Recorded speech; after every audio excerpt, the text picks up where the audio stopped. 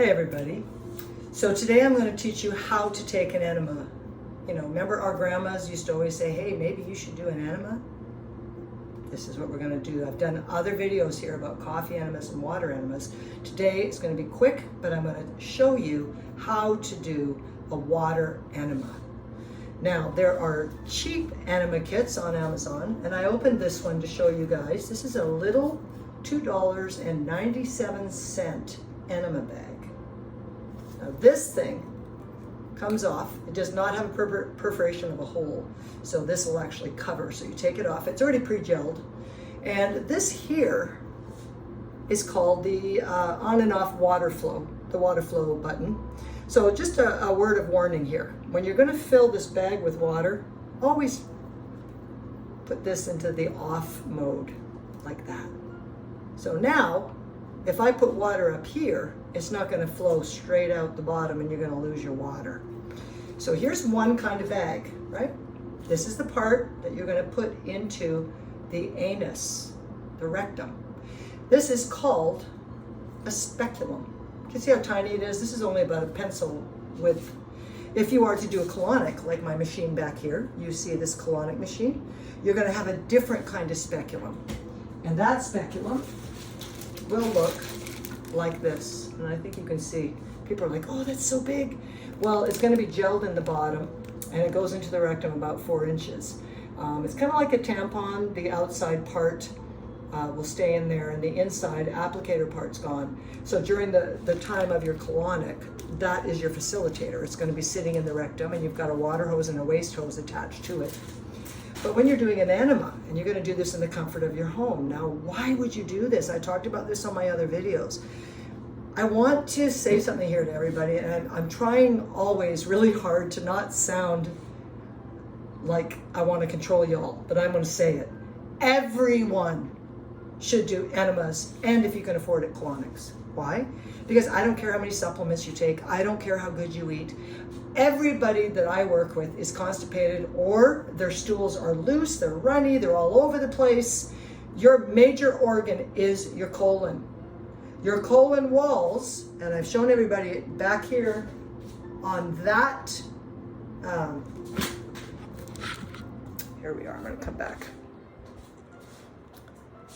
See, this is someone's colon here. The blue are all the veins attached to the colon wall, right? Then we got the red, which are arteries right here, and they're attached to the colon. So this means that when you have poop sitting in there and you haven't gone 3 times a day, or you just have runny stool, or you have this or you have that, and you never properly had bowel movements, you got a lot of toxins sitting there in that colon.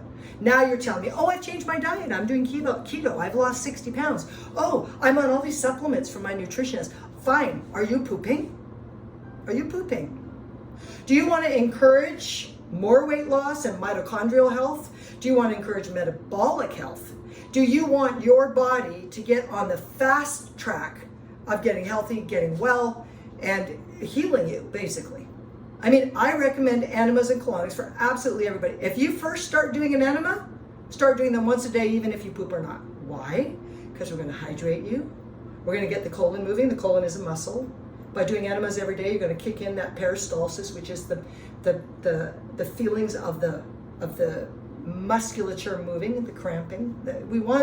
We need that to be there. And a lot of my clients, especially older people, they get their colons removed because the doctor says, you don't have any peristalsis, your colon isn't moving, so we're just going to take it out.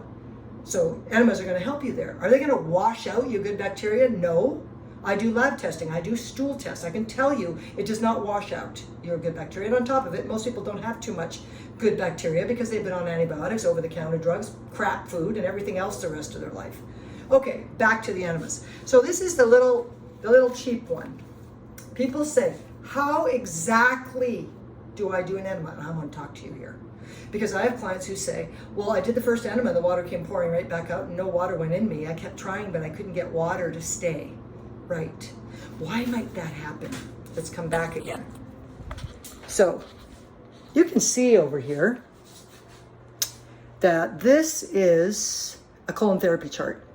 These 6 pictures on the right are people who have died. Let me get this right. Okay, people who have died And those are autopsies. I'm going to show you this here. Come back. Okay. Why can I? Okay, there. Okay. So if you look at these autopsy photos of people's colons, I want you to notice something, especially this one. Look at that pocket sitting right above the rectum. You ever had hemorrhoids? Do you ever poop and then you're like, hey, I always feel like I have more poop there. A little bit comes out and then I spend the rest of the day trying to poop more and I feel like I got to go, but it never comes out. Boom, right there. See that pocket? I'm going to show you another pocket. See this big pocket here? So why would the colon keep all these pockets like this? Now, by the way, the book this came from, this man has done 5,000 autopsies in his career, and he's never once seen a properly shaped colon, ever. This included children and babies. So you have to really imagine what the colon is. The colon's a muscle. The colon stretches. Peristalsis and the cramping you feel when you have to go, that's because your colon is supposed to move and push the stool forward. Now, most people are impacted, so their peristalsis is not working like that. They're not getting the poop moving forward. So if somebody says to me, well, I tried to do an enema, and when I tried to do it, I couldn't get the water in. That's what we're going to talk about right now. So sometimes it's nice, if you start with a colonic, you can go have a colonic done, get a lot of the poop from the back out, and then you could start your enema after that if you want to do it that way, because sometimes that'll get the bottom stuff out. But most people have pocketing. How do I know this? I've been doing this 22 years. People have pockets, and you have pockets of poo sitting in there. Now, you could have something called diverticulosis in the sigmoid, and that's just little small pockets where usually you have little bowl-sized pieces of stool sitting in all those pockets. They can be as big as grapes. They can be as big as plums. So how can enemas be your best friend with all these problems? Here I have another enema kit. Now this one costs, I think, $20 on Amazon. It's a lot nicer than that little cheapy one I just showed you. You got this nice big hook you can hang anywhere in your bathroom above your head. You got this nice BPA-free silicone bag. I don't know what else they've done to it, but it's supposed to not take on anything. They're going to send you with the bag a whole bunch of different speculums. This one is one of the speculums it will come with. This one had 5 different speculums. The others were shorter and more pencil-y. This one had a longer top, and for some of my clients, if your rectum is shorter or let's say twisted, or you have a lot of hemorrhoids or pockets, this will get, the speculum will actually get further into the rectum, and it's able to get the water past that first 4 or 5 inches to get the water a little higher, and sometimes you can get past a pocket that's sitting at the bottom. So how can you set up your bathroom? So what you're going to do is you're going to put an old towel on the ground near your toilet, or you can do it in the bathtub, either way. And so what you're going to do is you're going to make it relaxing. Do whatever you have to do. Put candles on, put music on, have something to read, okay? If you're really nervous about doing your colonic, maybe bring a little bit of essential oils like peppermint. Have peppermint in the bathroom, smell that, have it on, put it on you. It's very relaxing, okay? And then you're going to put water in your bag, but you're going to make sure that this little on and off switch is turned off first, because then when you put your water in here, it's not going to pour right out the bottom, right? So you're going to turn that to off, the on and off button, that's turned to off. Then I'm going to take a purified water. It can be distilled, it can be, if you have a water purifier system in your house, you can put that water in here. I don't recommend something like Brita because it's not deeply clean enough. Something a little better than that would be better. You don't want tap water because it's filled with chlorine and other impurities. So anyway, you're going to put it in here, and then of course you've turned that off. So now you have it in your hands, and you're going to walk to your bathroom, and then you're going to hang it above you, usually about 2 to 3 feet above you somewhere. I didn't have any hooks in my bathroom, so I literally put over the door. I have a little closet door in my bathroom, and over the door I put a hook, and then I just hooked this onto my hook over my door because I didn't have any cupboards. So I hang it up there. Just remember, you're going to have weight. If this bag is full, this is going to be about 1.5 quarts of water, and that's a bit of weight. So whenever you hang this on, hopefully with the weight, it's not going to fall down on you. That's happened to me too when I tried to use a shower rod. Don't do that. That's a mistake. Anyway, this we're talking about is plain water enema, not coffee yet, okay? So this is what you're going to do. So you're going to put it above your head with this part turned off, the little clicker switch. Now you're going to lay down on that towel. Let's say you've got some bad bowels. Let's say you just haven't really, been a person who's had a lot of good bowel movements in your life, and so you know that you're probably a bit constipated. So if you try to take an entire bag of water, it's just probably going to come right back out, and it's going to go all over the floor, just the water, not poop. And you'll say, I can't get it inside it won't go in. So the whole idea is you have this thing inserted. Now, if you want to put some oil, like olive oil or coconut oil on the tip of this before you insert it, you can do that. This looks big, but honestly, it's really soft. So when it goes in, it doesn't hurt. It's soft. It moves in there relatively easy. So you're gonna insert that. Now it's your choice if you wanna. When I insert, I lay flat on my back, and I insert just leaning forward. Now I noticed on enema kits, they'll show a person standing up and squatting and putting it up that way. Now personally for me, I don't like that way. It's not comfortable. It could fall right back out, or you're having problems then getting down on the ground after you've tried to get it in that way. So it's up to you, but I find laying on my towel, inserting it laying down is good for me. Then I make sure that this area that has the on and off switch here is right near my hand. And I'm not very far from my toilet. My toilet's right there. So I'm laying on the ground. This part is inserted. Now when I open this little clicker, the water's going to start coming in. Now what's cool, really cool about buying a better bag that's $20 or $30 and not like the cheapy one I showed you. The little cheapy ones I take on vacation with me. If I go on vacation or I travel, I take those little ones because it doesn't matter if I lose it or whatever. But these nicer ones here, when you open your clicker on this one, you can actually set your flow, because look at this. This clicker, see that? Look at this. Whereas the other clicker, where did it, oh. See how the other clicker, you gotta push this on and off. That's hard on the fingers even. This is easy peasy. All you're gonna do is roll it up with your thumb and then roll it back down when you want it to stop. Oh no, it's up to stop, sorry. Anyway, so now it's closed off. So the cool thing with that is you can bring your water flow, start the water flow of your enema. And then if you only take 1 cup worth and you already feel pressure, click this little switch up to stop it. Get yourself up. If you're old like me, it takes you a minute to get up off the floor. Then you sit on the toilet and you have a little squatty potty under your toilet, which is $24 on Amazon. Sit on your clothes, put your little feet up on your squatty potty, massage your stomach. Now, if you're going right side of your stomach to left, that is going out the colon to the left side. Left side's the sigmoid and the rectum. So you're gonna sort of massage your stomach going over that way and do that while you're sitting on the toilet. Then when you feel okay, maybe nothing comes out. Maybe you go, wow, nothing happened. That's okay. Now you're gonna lay back down again. You're gonna insert this guy again. Sorry, this guy. I didn't mean to say that. You're gonna insert this again. Okay, I totally blew this entire video and I know you're all dying laughing. Anyway, so this is inserted, and then what you're gonna do is again, open, right? Open it, let some more water in. You do not have to take the entire bag in one sitting. You can take just 1 to 2 cups at a time. Start getting your body used to taking this water. Again, you got some peppermint going in there, you got some, you're trying to relax yourself. You can massage your stomach, just taking it easy.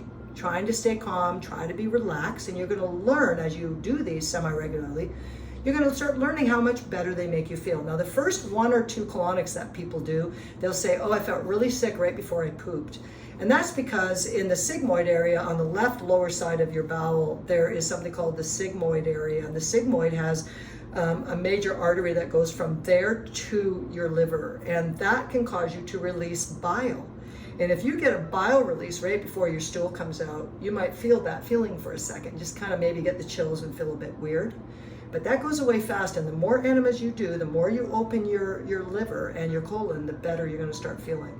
Now remember something, your liver produces bile. Bile helps you digest fat, but it also helps you have bowel movements, okay? So we really want bile production in the liver to be on the up and up. We want to increase bile production. Now, increasing bile production is like a woman breastfeeding her baby. That baby has a growth spurt and all of a sudden needs more milk, and that woman's body within 24 to 48 hours is going to start producing more milk for that baby, right? Supply and demand. So this is how it works with your liver. When you start doing enemas, colonics, all these things, you're going to start prompting that liver every single time that, hey, we need some more bile here because we're having some more movements. It's very healthy for the body. So, okay, so these are the benefits of this. Now, how are you going to clean your enema bag? And what if you just did a coffee enema? I mean, you got the coffee fluids in here. So I'll tell you what I do. Everybody's different. You could use Castile soap and you can mix it with water and hang it, you know, switch your thing to off, leave the Castile soap and the water in here, hang it in your shower stall for an hour or two. I have people that use hydrogen peroxide, a couple cups of that, and they seal off the thing so it comes all the way down into the tubing and it stops there. And then they hang that for a couple hours. It does work. Hydrogen peroxide is the best, but here's the thing. If you forget to open that hydrogen peroxide, you know, obviously over hours and days, it can do damage to things because it's hydrogen peroxide. It can start breaking down your container. So what I do if I use hydrogen peroxide is I turn on my timer on my phone for maybe an hour. When the timer goes, I make sure I come in and I open the bottom of this and then I rinse water through it because you want to make sure you don't get any of that hydrogen peroxide in your next colonic. So I would do maybe the soap, or maybe I know I have clients that say they use lemon in water and different things that are cleaning that for them. And then once they clean it, then they leave it hanging open with this open so the air can get in for the next time that they're going to use it. Some of the things I was going to answer here. Types of bags. So I showed you the cheapy bag and I showed you a really nicer bag. But there's another thing you can get, which is the things you see in hospitals, which are a big, you know, what are they called? Anyway, they hang bags on them in hospitals. Okay, one of those, and they got wheels on the bottom, and you can push it around. You know, you see people with stuff hanging from wheeled things, and I cannot think what they're called. Anyway, you can buy those. You can get them on Amazon. If you want one of those in your bathroom, you can actually have one of those things to hang this on. So that can make things easy. The problem I had when I had one was it tipped over. Yeah, so then there's that. Don't get a cheap one. That's my message there. Okay, so then type of bag, how to clean the bag, types of additives. Now, I heard the other day someone said they were going to put lemon in their colonic water. And I was like, yeah, no. I wouldn't personally use lemon in there. That's an astringent. I wouldn't put that in my rectum. Things that people have used. This is a really good salt here. It's called Colima salt. And this has all the electrolytes and all the minerals in it. It's really high-end salt. I think this is like $17 on Amazon for the Colima salt.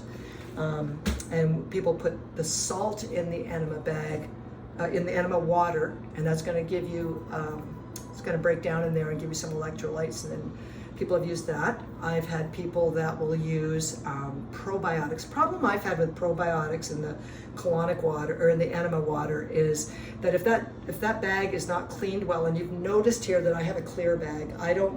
For myself, I don't like colored bags because I want to see inside it. And many years ago, we were using probiotics in the bags, and over time, if they're not cleaned properly, those probiotics are going to grow some fungus in there. So you're going to start having things growing in the bag. And so I'm real careful about even doing probiotics. And as a colon therapist for 20 years, I always tell people, when I learned to do colonics way back at the end of the 90s, we were told to give, after a colonic, to give people a little bag of probiotics in the bag and put that in last. And then when I was doing colonics for a number of years and I was doing lab testing, there was no difference. So I tell people, you don't necessarily make probiotics grow or be in the colon because you just put some in your enema bag. A lot of this is to do with the food you're eating. A lot of this is to do with specifics, like if you find out what specific probiotics that you might be missing, like Akkermansia, maybe a butyrate forming probiotic is really what you need. But I haven't seen doing these little things of probiotics or doing them in enemas being having a huge impact. Now, someone out there will say, you can write me your story below and tell me it really works. That's fine. So anyway, there's that. And I'm trying to think, Castile soap. People have put Castile soap in their sudsy, sort of a non-chemical soap in their enema bag. I've seen that. We've talked about enemas made with coffee on my other video here that you just scroll after you finish this one. You'll see my other video that says water or coffee enema, and it'll explain the coffee enemas to you. One of the things I want to quickly say about coffee enemas that I never said on the other video was, whenever you look up coffee enemas on TikTok or Facebook or anything on social media, even YouTube, they will usually show a person with a big bag like this full of coffee up to here.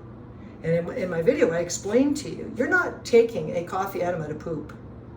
You're taking the coffee enema to hold the coffee for 12 to 15 minutes on your left side through the sigmoid, through that portal vein to the liver. So if you need to poop, you're going to take a bag of plain water, a water enema, and do that before your coffee enema. And then you're going to take 2 to 3 cups, maybe 3 cups of your coffee, and then you're going to hold it, which is the point of doing a coffee enema. Having said that, in all the pictures of the people showing their coffee enemas, they're all roasted. And I can tell by the color of their coffees. And they'll say, oh, but it's organic. Did you all know that the highest one of the highest mold containing foods in the world is coffee?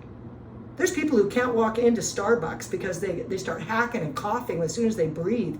You know, coffee is one of the highest mold and mycotoxin fungal containing things out there, next to corn. They're both high. And so we have a big problem with roasted coffee having a lot of mold and a lot of fungus and mycotoxins on it. I would not recommend that kind of coffee unless it's been tested. If you have a roasted coffee that they tested it for mycotoxins and for mold, maybe, but I still would not do an entire big bag. That's like 8 cups of coffee. I mean, yeah, my age, 65, and then the people I work with and older than me, we don't even do coffee enemas after 11 in the morning because it's going to wire you up. And I don't know what these people on TikTok and everything are doing with these big, humongous bags of coffee. I mean, I wonder what their adrenal glands are doing. Anyway, besides that, that was my little blurb on the coffee enemas. Again, I have 2 articles on Substack. And it's just look up WEJOLYN on Substack, Wejolyn or Wendy McPhail, and it's going to come up. You can read my articles. I did one on a plain water enema. I did one on coffee as well. On YouTube, I have water versus coffee enema and why you use either. Okay, that one's on there. You should watch it after this. So what are you going to do? You're going to lay down. You're going to keep taking little portions of this. You may still have a lot of water left, and then maybe halfway through, you're going to sit on the toilet, and you're going to have a big release. Now, you might think, hey, I just had a big release. I think I'm done. Or you might want to get down back on your towel and take the rest of the water that you had originally brought in your bag. This is totally up to you. I have people where sometimes they'll say, hey, I had to fill up that bag 2 times with pure water before I finally had a release. Now, if you have candida overgrowth, if you've got parasites, they live in what's called a biofilm. They like to live within a kind of a sticky matrix lining that colon wall. And so when you first start doing enemas and you first start colon cleansing and dealing with candida, a lot of times you're going to say, I didn't get anything out at all. I did 3 full bags of this plain water just until I finally had a release. Well, why do you have all that gas? Why are you not releasing anything? Because you have been colonized in your colon. Think of that. You know? So bugs like to colonize. They like to take over that biofilm lining. They like to lay their eggs in there. They like to grow in there, really. I mean, if you've ever had a garden and put your hand on the compost, it's warm because it's fermenting. Those things are growing. Your compost is turning that all into something. When you are full of stool and matter that's not coming out, you're not pooping very often, your transit time is 3 or 4 days after a meal, you're going to have things that are going to start growing on that matter. And a lot of these bugs, they love it. So when people are worried about doing enemas and they're saying, oh, I don't know if I should do an enema or colonic because, you know, I'm going to get rid of all the good stuff. No, you're not. You're going to help your body, right? Oh no, you'd rather go out and get whatever the latest laxative is? Don't do those. They're full of toxins. They're full of mineral oil. They have terrible stuff in them. This is so old school. When you used to be a nurse in the early 1900s, the first thing you learned was how to give a full-size bag enema to a patient. They don't give those anymore. They now give them stool softeners and people are sick. This is a beautiful thing. So this has gone way too long. I'm almost at half an hour. So I wanted to show you. So after you finish the bag, you're gonna either dump out the remaining part of the water or you're gonna take more water and maybe possibly fill it again if you haven't pooped yet, okay? You might get a big release. You might feel so much better after your enema that you feel like you don't have a headache anymore. You don't feel tired anymore. And sometimes that's just from a water enema, not even a coffee enema, which are known to give you energy. But I've had people doing water enemas just telling me how amazing they start feeling. Okay, no brain fog, feeling better. If your organs are not working well, now think of this, your colon is lined with lymph. You have lymphs all along the lining. Your vagus nerve attaches to your colon wall. All your veins, your arteries attached to your colon wall. All you women out there, your female parts are laying over what? A whole colon full of poo? Think. You have your monthly cycle. Is it awful? Yeah. Well, think about it. You got to get that poop out. If you don't want a hysterectomy by the time you're 40 years old or younger these days, start getting your colon open. Okay, let me look at these last things here. Why not roasted coffee? I just told you. Okay, I think I told you. Oh, I have another video here on my YouTube channel called Your Colon Health is Not Only About Poop. And that video, I go through the anatomy of the colon. Please watch that one as well. And I'm going to talk to you guys soon. Okay? Bye-bye.